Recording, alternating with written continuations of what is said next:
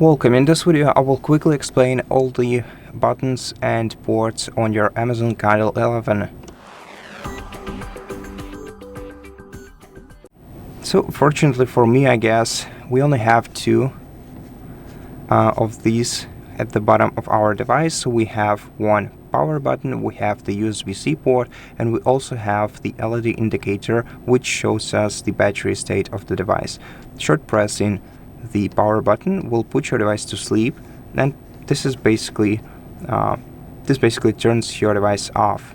So you can either short press this device to put it to sleep or wake it up, or you can hold it down for about 7 seconds to open the power menu, and then you'll be able to restart your device, which is extremely important if you just got your device on hand, because if you just started using your Kindle, I recommend performing a restart.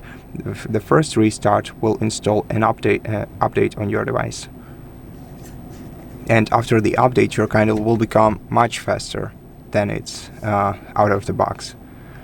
Now we have the USB-C port, which we can of course use to charge our device. We can also connect our Kindle to a computer, but a Kindle uses closed system, so we cannot transfer data, any files or books from our computer. Instead, you should use send to Kindle feature available on Amazon website for this purpose.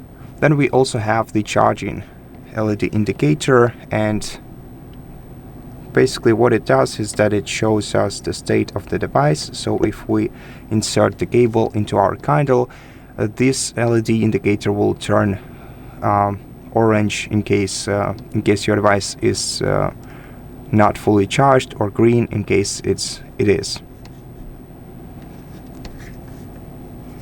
And I think that's pretty much it for this video, so thank you so much for watching it. If it helped you, please consider subscribing to our channel, leave us a like and a comment below, and I'll see you in the next one.